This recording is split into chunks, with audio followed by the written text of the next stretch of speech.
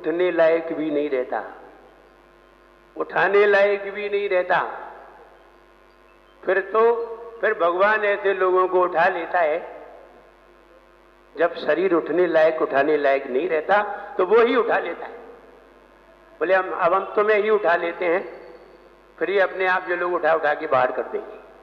तो कहने का मतलब कि मरण क्यों होता है, प्राणों के वियोग से प्राण क्यों वियोग होते हैं, जब शरीर जर्जर हो जाता है। हम भी अगर हमारे शरीर का कपड़ा जर्जर हो जाता है, छेद छेद हो जाते, तो हम क्या करते हैं, उतार के फेंक देते हैं, नया लाते हैं। बस यही प्रक्रिया वहां है। वो हमारा कपड़ा जर्जर हुआ है, यहां शरीर जर्जर हुआ है। शरीर जर्जर होते ही प्राण उस शरीर को छोड़ करके निकल जाते हैं। प्राण निकल जाते हैं, हमारा मरण हो जाता है, इसी का नाम मरण है। और प्राण आ जाते हैं तो उसी का नाम जन्म है। प्राण क्यों होते हैं, प्राण हमारा उपयोग करते हैं।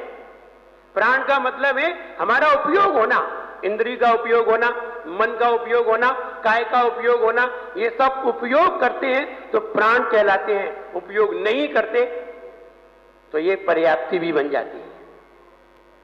मिलना पर्याप्ति है, उपयोग करना प्राण है। जैसे कि आपके पास 1000 के 5 नोट, 2-2 के 5 नोट हैं और आप किसी कार्य में उनका उपयोग कर रहे हैं, तो देखिए जब आपकी जेब में रखे हैं तब वो पर्याप्ति थे, और जब आपने उपयोग किए तो वे ही प्राण हो गए।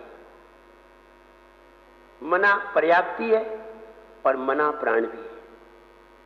जब उपयोग करते हैं तो प्राण बनता है और जेब में रखते हैं तो पर्याप्ति बनती है। ये दोनों में अंतर है। आइए आगे का विषय देखते हैं। मरण 5 प्रकार का होता है। पहले ये समझिए, मरण 3 प्रकार का होता है। 3 प्रकार के बाद 5 प्रकार के पे जाती है। मरण 3 प्रकार का होता है। नंबर 1, जब हम शरीर को छोड़ें, जब हम शरीर को छोड़ें। नंबर 2, जब शरीर हमें छोड़े। हम शरीर को छोड़ें और शरीर हमें छोड़े। नंबर 1 इसे कहते हैं, जब हम शरीर को छोड़ें तो इसे कहते हैं चावित, च्युत। इसे कहते हैं च्युत, CHYUT, CHYUT, च्युत। इसे कहते हैं जब हम शरीर को छोड़े। चावित, जब शरीर हमें छोड़े, जब शरीर हमें छोड़े। हम बूढ़े हो गए, अब बूढ़े हो गए, पड़े हैं और एक दिन हमारी मृत्यु हो गई। बताओ, हमने शरीर को छोड़ा या शरीर ने हमें? हमने शरीर को छोड़ा या शरीर ने हमें छोड़ा? शरीर ने हमें छोड़ा। हम थोड़ी मरना चाहते थे, लेकिन क्या करें, मर गए। हम मरना कब चाहते थे? हम मरना, चाहे कितने दुखी हो, पांव टूट जाए, हाथ टूट जाए, हाथ में उंगली नहीं हो, पांव में उंगली नहीं हो, चलने के नहीं हो, पड़े रहे, तो भी मरना नहीं चाहते, तो भी मरना नहीं चाहते, और फिर भी मरते हैं। तो शरीर को किसने छोड़ा? शरीर ने हमें छोड़ दिया। दूसरा, हमने शरीर को छोड़ा। हमें गुस्सा आ गई, हमने सुसाइड कर ली। हमें गुस्सा आ गई, हमने सुसाइड कर ली, जहर खा लिया, ऊपर से कूद पड़े, कुएं में गिर गए। ये क्या हुआ? शरीर को हमने छोड़ा या शरीर ने हमें छोड़ा? हमने शरीर को छोड़ा। तो नंबर 1 च्युत, नंबर 2 चावित, नंबर 3 त्यक्त। त्यक्त माने त्याग करना। देखिए अंतर है त्याग करने में और सुसाइड करने में अंतर है। फांसी का फंदा लगाने में, जहर खाने में और समाधि से मरण करने में बहुत अंतर है। त्याग तो समाधि से मरण करते हैं तब भी करते हैं, चारों प्रकार के आहार का त्याग, तब भी मरण करते हैं, लेकिन वो मरण अलग है, ये मरण अलग है। जब एक बार विषय चला था कि समाधि संलग्ना सुसाइड है, एक प्रकरण चला था 2015 में कि जोधपुर से ऐसा कोई प्रकरण उठा था कि संलग्ना समाधि, साधु संलग्ना समाधि करते हैं, ये सुसाइड है, ये समाधि नहीं है। तो उसमें एक व्याख्यान दिया था हमने, और वो व्याख्यान उसमें आया था, चैनल पे आया था। विषय था क्या संलग्ना सुसाइड है? तो हमने कहा अगर संलग्ना सुसाइड होती तो क्या सुसाइड करने के लिए महाराज बनते हैं? सुसाइड तो घर पे ही कर लेते हैं। सुसाइड तो कहीं भी की जा सकती है। कोई सुसाइड करने के लिए साधु थोड़ी बनता है, कोई सुसाइड करने के लिए साधना थोड़ी करता है, कोई सुसाइड करने के लिए उपवास थोड़ी करता है, कोई सुसाइड करने के लिए त्याग नहीं करता। समाधि करने के लिए, संलेखना से मरण करने के लिए, सही तरीके से मरण करने के लिए, हंस करके मरण करने के लिए समाधि की जाती है, और संलेखना में रो करके मरा जाता है। अकाल मृत्यु में अथवा सुसाइड में रो करके मरा जाता है, और समाधि में हंस करके त्याग किया जाता है। यही दोनों में अंतर है। इसलिए समाधि से मरण को भक्त मरण कहते हैं, समाधि से मरण को भक्त मरण कहते हैं, और भक्त प्रत्याख्यान कहते हैं, या भक्त प्रत्याख्यान मरण कहते हैं। अथवा ये इधर के मरण को जो हम जानबूझ के मरते हैं, जहर खाते हैं, कुएं में गिरते हैं, एक्सीडेंट में मरते हैं, ये सब अकाल मृत्यु कहलाती है। नहीं नहीं, अकाल मृत्यु तो होती ही नहीं है। हाँ, अभी पहले आप मरण समझ लें, फिर अकाल मृत्यु का भी प्रकरण समझेंगे, तो उसका आगे आता है। कहने का मतलब 3 प्रकार का मरण होता है। नंबर 1, जब हम शरीर को छोड़ें। नंबर 2, जब शरीर हमें छोड़े। और नंबर 3, जब हम चारों प्रकार की आहार का त्याग करके समाधि से मरण करें, तो उसे कहते हैं भक्त प्रत्याख्यान। 3 प्रकार का मरण होता है। ज्यादातर लोग कौन सा मरण करते हैं? ज्यादातर लोग कौन से मरण में रहते हैं? चावित में। ज्यादातर चावित में चले जाते हैं। अकाल मरण तो बहुत कम लोगों का होता है। क्यों होता है, ये भी धीरे धीरे जानेंगे। अकाल मरण क्यों होता है, किसका होता है, किसका होगा, किसका नहीं होगा। अच्छे विशेषताएं हैं। हमको तो आगे धीरे धीरे कौन से एपिसोड खोलते चले जाते हैं, हम उन्हें देखेंगे। हम अभी बता रहे 3 प्रकार का मरण होता है, 5 प्रकार का मरण होता है। नंबर 1, पंडित मरण। नंबर 1, पंडित मरण, केवली भगवान का, जो मोक्ष जाते हैं। जो मोक्ष जाते हैं उनका पंडित मरण कहलाता है। नंबर 2, पंडित मरण दिगंबर साधुओं का, मुनिराजों का, यह पंडित मरण कहलाता है। समाधि पूर्वक चारों प्रकार के आहार का त्याग करके, सब कुछ त्याग करके, राग द्वेष का त्याग करके फिर समाधि से मरण करते हैं, इसे कहते हैं पंडित मरण। नंबर 3, बाल पंडित मरण, आर्यिका माता जी का, ऐलक शुल्लक का, अथवा कोई व्रती श्रावक का। कौन? आर्यिका, ऐलक शुल्लक अथवा कोई व्रती श्रावक। कौन सा मरण? बाल पंडित मरण। और नंबर 4, बाल मरण श्रावकों का, भद्र श्रावक, जो 6 कर्तव्य करते हैं, पूजन करते हैं, स्वाध्याय करते हैं, उनका घर में अचानक मरण हो जाता है, बाल मरण। और नंबर 5, बाल मरण। बाल मरण ये सबके होते हैं, कीड़े मकोड़े सबके होते हैं, जानवर, पशु पक्षी, इन सब का बाल मरण है।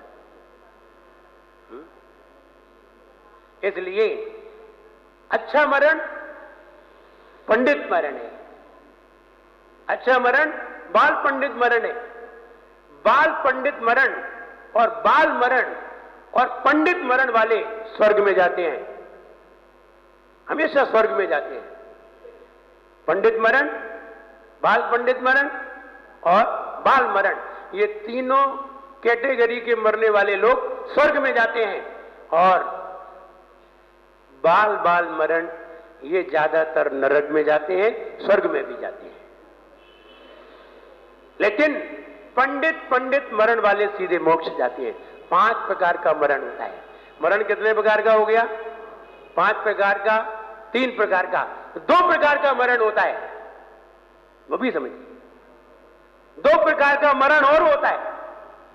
और से मतलब ये नहीं है कि 5 के बाद 2 और होते हैं, नहीं, 2 प्रकार का मरण होता है। नंबर 1 काल मरण, नंबर 1 काल मरण, नंबर 2 अकाल मरण। फिर 2 प्रकार का मरण और होता है, वो भी समझिए। नंबर 1 तद्भव मरण, नंबर 1 तद्भव मरण, नंबर 2 प्रतिक्षण मरण, प्रतिक्षण मरण। अपन लोग प्रतिक्षण मरण में या तद्भव मरण में? प्रतिक्षण, हर क्षण मर रहे हैं, हर क्षण अपनी आयु कम हो रही है, इसे कहते हैं प्रतिक्षण मरण। हर समय मर रहे हैं, एक एक मिनट में मर रहे हैं, एक एक सेकंड में मर रहे हैं, प्रतिक्षण मरण। और जब हम 10 प्राणों से मरते हैं उसे कहते हैं तद्भव मरण। 10 प्राणों से मरे, तद्भव मरण। और प्रतिक्षण मर रहे हैं, ये प्रतिक्षण मरण। काल मरण, अकाल मरण। काल मरण किसे कहते हैं? जब हमारी अवधि पूरी हो जाए और हम मर जाएं। 60 साल की उम्र थी, 70 साल की उम्र थी और 70 साल की उम्र आ गई और हम मर गए, तो कौन सा मरण है? काल मरण। और मोटरसाइकिल से जा रहे थे, बस से भिड़ गए। मोटरसाइकिल से जा रहे थे, बस से भिड़ गए, कौन सी मरण? ये अकाल मरण क्यों है?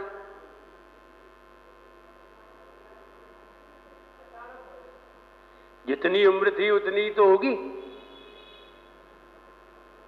जितनी उम्र थी उतनी ही तो होगी। और जितनी उम्र थी उतनी पूरी हो गई। उस समय तुम मोटरसाइकिल चला रहे थे तो भिड़ गए। ऐसा नहीं, नहीं, ये बात नहीं है।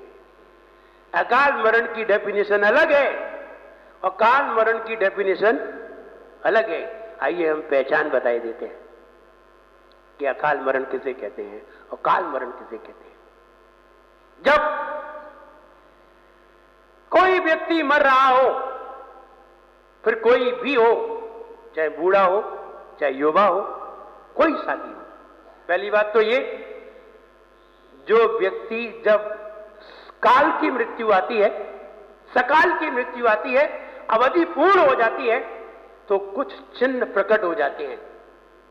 जैसे हमारे शरीर की स्किन है ना, बिल्कुल बिल्कुल तनी हुई है, इसमें कोई भी झुर्रियां नहीं है। इसका मतलब है आप मरेंगे तो अकाल मरण में मरेंगे, क्योंकि ये शरीर की स्किन अगर लूज नहीं हुई और आप मर गए तो अकाल मरण है। और शरीर की स्किन लूज हो गई, लटक गई, तो समझना चाहिए समय पूरा हो गया।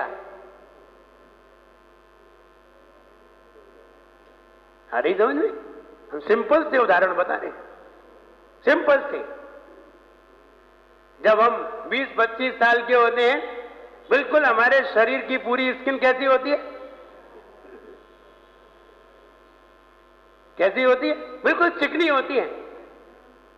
अजय जब 60 साल के हो जाते हैं, फिर तो पेट लटक जाता है, कहीं पीठ लटक जाती है, हाथ की लटक जाती है, कितनी झुर्रियां आ जाती हैं। समझना चाहिए हम सकाल मरण की ओर जा रहे हैं। और जिसके चेहरे पर, शरीर पर झुर्रियां नहीं आई हों और वो अगर मर जाए, चाहे एक्सीडेंट से मरे, चाहे हार्ट अटैक से मरे, चाहे लेटा लेटा मर जाए, तो भी वो कौन सी मौत है? अकाल मौत पहचान। अगर कोई भी मरे जाके देखना कि झुर्री पड़ी है कि नहीं। अगर झुर्री है तो ठीक ठाक है, अपने अपने काल से गए हैं, उम्र पूरी हो गई, जाना ही पड़ेगा। लेकिन अगर चेहरे पे बिल्कुल चमक है और चेहरे पर झुर्री नहीं आई है, शरीर पे झुर्रियां नहीं आई हैं और मरण कर जाए तो समझना चाहिए वो कौन सा मरण है? अकाल मरण है।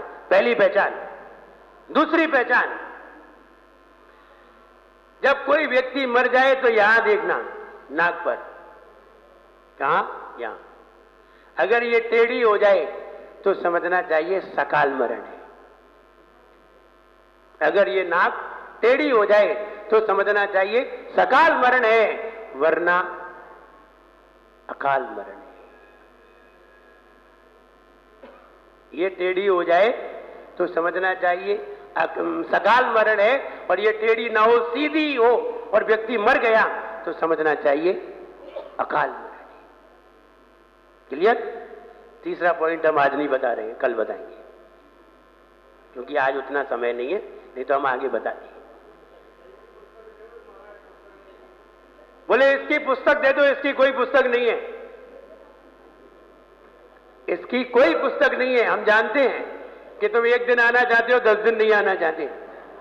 बोले पुस्तक दे दो, हम वहीं पढ़ लेंगे। हाँ, धवला जी पुस्तक नंबर 10 पढ़ना, जिसको देखते ही तुम्हें नींद आ जाए। हम बहुत परेशान हैं, मैंने बहुत सारी दवाई करवा ली, बहुत सारी दवाई खा ली, डॉक्टरों ने सारे इलाज कर लिए, लेकिन नींद नहीं आ रही। मैंने कहा नींद? चल बैठ, आज ही नींद आ जाएगी। बोले महाराज सालों हो गए मुझे नींद नहीं आती, आज ही नींद आएगी, बैठो। बोले कहां बैठे हैं? मैंने मेरे पास, रात में मेरे पास रहना, अगर तुम ना सो जाओ तो कहना। अब बैठ गया, अब बैठ गया। बोला ठीक है, आप कह रहे तो बैठ जाते। बैठ गया, अब बैठ गया बिल्कुल। अब हम लोग तो सामायिक में बैठ गया, कौन बोले उससे?